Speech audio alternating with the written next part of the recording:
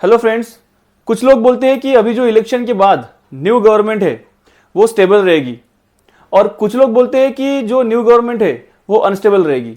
Actually share market में stable government का बहुत बड़ा इंपॉर्टेंस होता है, इसलिए स्टॉक मार्केट को स्टेबल गवर्नमेंट चाहिए। क्योंकि अगर गवर्नमेंट स्टेबल नहीं है तो जो गवर्नमेंट की पॉलिसीज है जो वो इंप्लीमेंट करने वाली है उनको इंप्लीमेंट करने में दिक्कतें आती है और बार बार पॉलिसी चेंज होने के कारण शेयर मार्केट में भी तेजी और मंदी आती रहती है। लेकिन वो तेजी और मंदी उन्हीं शेयरों में आती है जो उन पॉलिसीज से प्रभावित होते हैं, क्योंकि उनके सेल्स और प्रॉफिट पे असर पड़ सकता है, इसलिए मार्केट वैसा रिएक्ट करता है।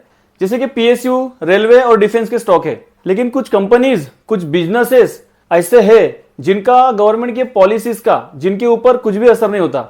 चाहे गवर्नमेंट स्टेबल रहे चाहे गवर्नमेंट अनस्टेबल रहे, उनके बिजनेसेस चलते रहते हैं, प्रॉफिट भी दिखाते रहते हैं और शेयर प्राइस भी उनका ऊपर चढ़ता रहता है।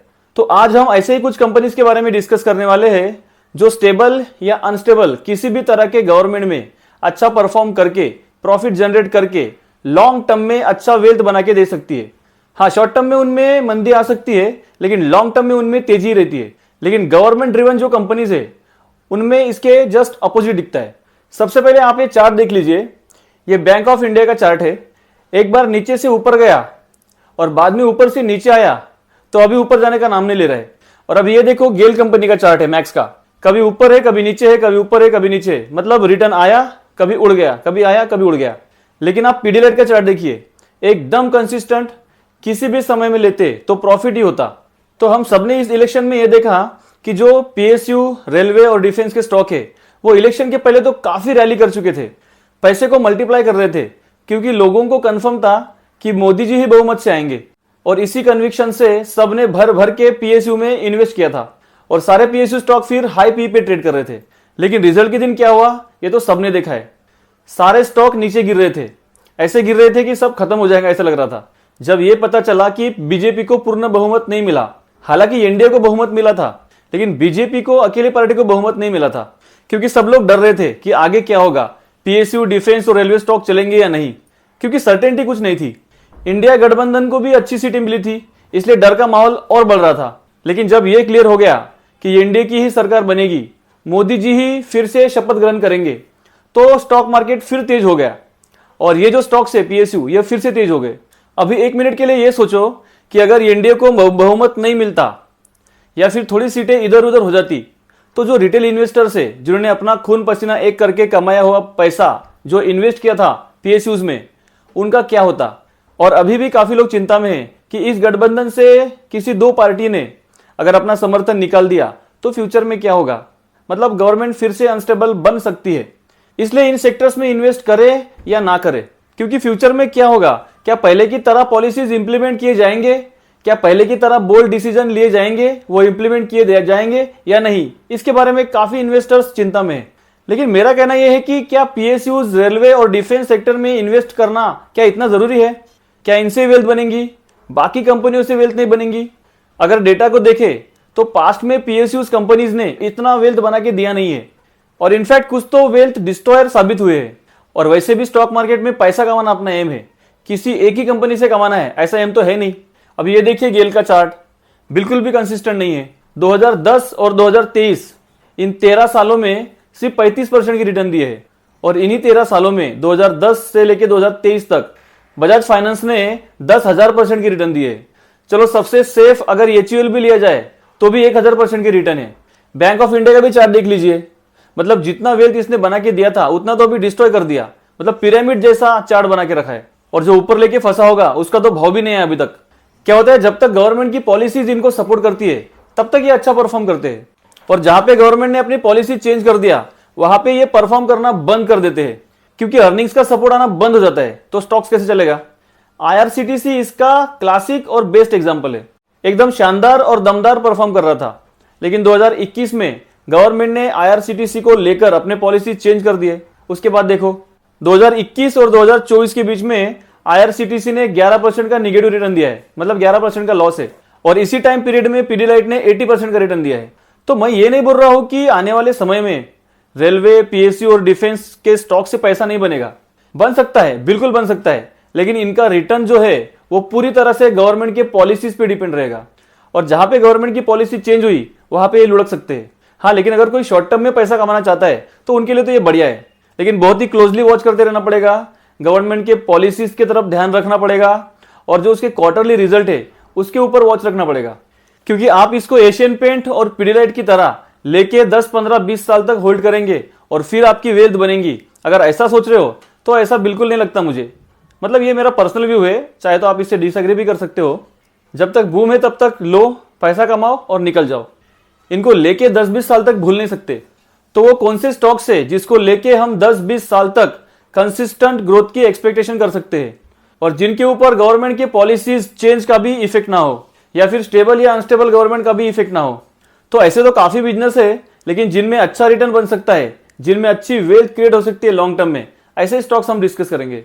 वैसे पास्ट में आपने देखा है कि गवर्नमेंट चाहे कोई भी आई हो, इतने स्कैम्स हुए, वॉर हुए, कोविड आया, अनस्टेबल गवर्नमेंट आई, रशिया यूक्रेन, इजराइल हमास, इतने वॉर आए, लेकिन आपने देखा है कि एचयूएल, नेस्ले और ब्रिटानिया की बिजनेस पे ज्यादा फर्क नहीं पड़ता क्योंकि कंज्यूमर सेक्टर्स की बिजनेस है और इनके प्रोडक्ट्स हम डेली यूज करते हैं। तो ऐसे ही कुछ स्टॉक्स के बारे में हम डिस्कस करते हैं जिनकी ग्रोथ अच्छी है और आगे भी उसकी ग्रोथ अच्छी होती रहेगी, चाहे गवर्नमेंट स्टेबल हो, अनस्टेबल हो, पूर्ण बहुमत वाली हो या कोलिशन वाली हो।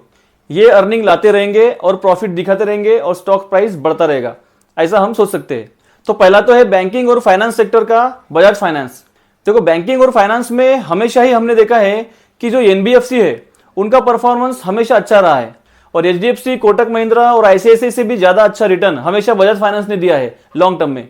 इसका लेंडिंग का बिजनेस है जो भारत जैसे बड़े पॉपुलेशन वाले देश में हमेशा चलते ही रहने वाला है।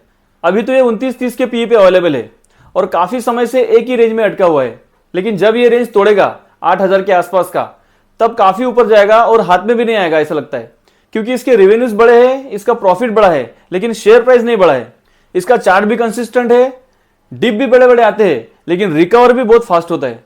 अगर मैक्स का चार्ट देखेंगे इसका तो 1,20,000% से भी ज्यादा का रिटर्न दिया है और 10 साल में 41% का सीएजीआर दिया है, the huge CAGR. Second company है Astral, leading player in CPVC pipes and fitting business, और अभी तो एडहेसिव्स के बिजनेस में भी एंट्री किया है। इसकी फ्यूचर ग्रोथ अच्छी है, इसके एक्सपांशन प्लान अच्छे हैं, इसका ब्रांड प्रमोशन भी अच्छा है और बॉलीवुड के बहुत सारे मूवीज में आपने इसका प्रमोशन भी देखा होगा और अच्छे अच्छे जो बॉलीवुड स्टार है वो भी इनके ब्रांड एम्बेसडर है।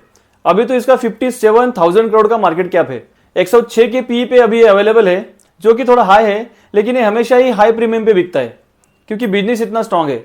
अभी तो इसमें डीप नहीं दिख रहे, लेकिन थोड़ी और डीप आती है 20-22% के आसपास, तो इन्वेस्टर्स इसके बारे में सोच सकते हैं। डेट फ्री कंपनी है, 10 साल की अगर सेल्स ग्रोथ देखेंगे अपन तो 18% की है, 10 साल की प्रॉफिट ग्रोथ 21% की है और 10 साल का स्टॉक प्राइस का जो सीएजीआर है वो 30% का है। क्वार्टर एंड क्वार्टर उसके जो सेल्स और प्रॉफिट है वो बढ़ते ही दिख रहे हैं और मैक्स का चार्ट देखेंगे तो 51,000% से भी ज्यादा का रिटर्न दिया है इसने अपने इन्वेस्टर्स को। और स्टेबल या अनस्टेबल गवर्नमेंट का इसके बिजनेस के ऊपर इतना ज्यादा असर नहीं पड़ेगा ऐसा अपन सोच सकते हैं। दोस्तों, ये वीडियो एक एजुकेशनल वीडियो है, don't take it as a investment advice, kindly consult your financial adviser before investing. और अगर आपको ये वीडियो अच्छा लग रहा है तो इस चैनल को सब्सक्राइब जरूर कीजिएगा। थर्ड कंपनी है पॉलीकैब, लीडिंग मैन्युफैक्चरर है केबल्स एंड वायर्स में। इसके अलावा एफएमईजी सेक्टर जो है, कंज्यूमर इलेक्ट्रिकल प्रोडक्ट जैसे कि fan, switches, LED light, solar inverters, pumps etcetera, इसका मार्केट कैप 1 लाख करोड़ के ऊपर है और 57 का पी है अभी। एक्चुअली इसको पी एक्सपेंशन का बहुत बड़ा फायदा हुआ है, लेकिन जब इनकम टैक्स के रेट का जब इश्यू आया था तब ये काफी नीचे आया था, तब काफी अपॉर्चुनिटीज दे रहा था स्टॉक और तब किसी ने उठाया होगा नीचे, तो वो तो अभी काफी अच्छे प्रॉफिट में होगा। एक्चुअली मैंने भी तब एक्यूमुलेट किया था। कंपनी मार्केट लीडर है और डेट फ्री भी है और क्वार्टरली रिजल्ट जो है वो कंसिस्टेंटली अच्छे पोस्ट कर रही है। इसकी प्रॉफिट ग्रोथ काफी शानदार है और इसलिए अभी भी ये ऊपर ही ट्रेड कर रहा है। तो जब जब इसमें डीप मिले तब इसको एक्यूमुलेट करने के बारे में आप सोच सकते हैं। इसके 10 साल की कंपाउंड सेल्स ग्रोथ जो है वो 16% की है, 10 साल की कंपाउंडेड प्रॉफिट ग्रोथ है वो 35% की है और स्टॉक प्राइस का जो सीएजीआर है वो 5 साल में 62% का है, मतलब बहुत ही बढ़िया है। तो इसका बिजनेस काफी अच्छा है, चाहे कोई भी गवर्नमेंट आए, बदले, स्टेबल रहे, अनस्टेबल रहे, इसका बिजनेस तो भैया चलते ही रहेगा। इसका 5 साल का रिटर्न देखेंगे तो 5 साल में ही पैसे को 10 गुना किया है। नेक्स्ट है आईटी सेक्टर। तो आईटी सेक्टर में अगर स्टेबल और रिस्क फ्री रिटर्न चाहिए तो कोई टीसीएस, इन्फोसिस और एचसीएल टेक के साथ भी जा सकता है, लेकिन थोड़ा हाई रिटर्न चाहिए और रिस्क भी थोड़ा कम चाहिए तो एलटीआई के बारे में आप सोच सकते हैं। आईटी सर्विस कंपनी है, ईएलटी का ब्रांड है, मैनेजमेंट भी स्ट्रांग है। माइंडट्री के साथ ये मर्ज हुआ है, इसलिए इसका मार्केट कैप जो है वो 1.5 लाख करोड़ के आसपास दिख रहा है। अभी तो काफी नीचे भी मिल रहा है, 31-32 के पी पे अवेलेबल है, जो कि इसके 5 साल के मेड इन पी के बराबर है। इस बार जो इसके अर्निंग्स है वो मार्केट के एक्सपेक्टेशन से कम आई थी और इसलिए आपको ये भी नीचे मिल रहा है। लेकिन फ्यूचर इसका काफी बढ़िया है। जब आईटी का स्लोडाउन खत्म हो जाएगा तब ये आपको लाइफ टाइम हाई पे मिलेगा। इसकी सेल्स ग्रोथ जो है, कंपाउंडेड सेल्स ग्रोथ, वो 10 साल में 22% की है। कंपाउंडेड प्रॉफिट ग्रोथ जो है वो 10 साल में 16% की है। स्टॉक प्राइस का जो सीएजीआर है वो 21% का है 5 साल में। इसके पास बोरोइंग से ज्यादा तो रिजर्व पड़े हुए हैं, तो आप एलटीआई के बारे में सोच सकते हैं। और अगर किसी को इससे भी थोड़ी एग्रेसिव चाहिए तो परसिस्टेंट सिस्टम के बारे में आप सोच सकते हैं। 56,000 करोड़ का मार्केट कैप है, कंपनी अच्छी है, फ्यूचरिस्टिक है, 52-53 का अभी पी है, डेट फ्री कंपनी है और 30% का सीएजीआर है 10 साल में। इसके ऊपर डिटेल एनालिसिस वाला एक वीडियो मैंने बनाया है, अगर आपको चाहिए तो आप इस वीडियो को भी चेकआउट कर सकते हैं। काफी कुछ सीखने को मिलेगा आपको इसमें। इसके अलावा टाटा एलेक्सी है, केपीआईटी है, एलटीटीएस है, इसके बारे में भी आप सोच सकते हैं। इनके भी बिजनेस काफी शानदार है और इनका फ्यूचर आने वाले दिनों में अच्छा ही रहने वाला है। इसके बाद सबसे इंपॉर्टेंट सेक्टर डिस्कस करते हैं, जो है कंज्यूमर सेक्टर। तो इसमें भी जिसको स्टेबल, रिस्क फ्री और 12-14% का ग्रोथ चाहिए तो नेस्ले, एचयूएल और ब्रिटानिया के साथ आप जा सकते हैं। लेकिन आप मुझे पूछेंगे और अच्छी वेल्थ क्रिएट करना है फ्यूचर में, तो मैं तो वीबीएल के साथ जाना पसंद करूंगा। वीबीएल बेवरेज इंडस्ट्री का एक की प्लेयर है और पेप्सिको की लार्जेस्ट फ्रेंचाइजी है। और चाहे स्टेबल गवर्नमेंट हो या अनस्टेबल गवर्नमेंट, कोल्ड ड्रिंक तो दोनों ही पिएंगे। अगर वीबीएल का चार्ट देखेंगे तो होश उड़ाने वाला चार्ट है एक्चुअली। इतना कंसिस्टेंट ग्रोथ दी है, इतना कंसिस्टेंट प्रॉफिट निकल के लाया इसने, और इसमें तो इन्वेस्टर्स को एंट्री करने का मौका तक नहीं मिलता। मतलब ज्यादा बड़े डिप बिल्कुल नहीं आते इसमें। इसका मैक्स का चार्ट देखेंगे तो 2100% से भी ज्यादा का रिटर्न दिया है, मतलब 21 गुना पैसे को बनाया है, और वो भी 5-7 सालों में। इसकी 10 साल की कंपाउंडेड सेल्स ग्रोथ है वो 22% की है, और स्टॉक प्राइस का सीएजीआर जो है वो 61% का है 5 साल में। इसकी प्रॉफिट ग्रोथ काफी कंसिस्टेंट और इंक्रीजिंग है, और इसीलिए मार्केट ने वीबीएल को 90 का पी दिया है। इसका प्रॉफिट और लॉस स्टेटमेंट देखेंगे तो दिसंबर 12 में 25 करोड़ का प्रॉफिट था, नेट प्रॉफिट, और दिसंबर 2023 में 2102 करोड़ का नेट प्रॉफिट है। मतलब प्रॉफिट को काफी मल्टीप्लाई किया है, और इसलिए इसका स्टॉक प्राइस जो है वो भी काफी मल्टीप्लाई हुआ है। लेकिन इसके आगे भी भविष्य में ये मल्टीप्लाई होने की पूरी ताकत रखता है। वीबीएल के बारे में भी मैंने एक डिटेल वीडियो बनाया है, आप चाहे तो इस वीडियो को चेकआउट कर सकते हैं। इसके अलावा कंज्यूमर सेक्टर में जो है वो है डीमार्ट, जो बिजनेस किसी भी सिचुएशन में अफेक्ट नहीं होगा। इलेक्शन रिजल्ट के दिन तो आपने देखा ही होगा, सब स्टॉक नीचे जा रहे थे लेकिन ये ऊपर जा रहा था, मतलब इसको फर्क ही नहीं पड़ता। और कोई भी गवर्नमेंट आए, ये एफएमसीजी सेक्टर एवरग्रीन सेक्टर है। इसकी सेल्स ग्रोथ 27% की है और प्रॉफिट की ग्रोथ 32% की है, तो आप डीमार्ट के बारे में भी सोच सकते हैं। नेक्स्ट है पीडीलाइट, और पीडीलाइट को भी किसी भी गवर्नमेंट का कोई भी असर नहीं होता, चाहे गवर्नमेंट स्टेबल रहे, अनस्टेबल रहे या कोई भी सिचुएशन हो, इसका धंधा चलते ही रहता है। एडेसिव्स का लीडिंग प्लेयर है और बिजनेस में इसकी मोनोपोली है, कंसिस्टेंट कंपाउंडर भी है, और ये इसने पूरा प्रूव करके दिखाया है। 27% का स्टॉक प्राइस सीएजीआर दिया है 10 साल में। मैक्स का चार्ट देखेंगे इसका तो 49,000% की रिटर्न दी है।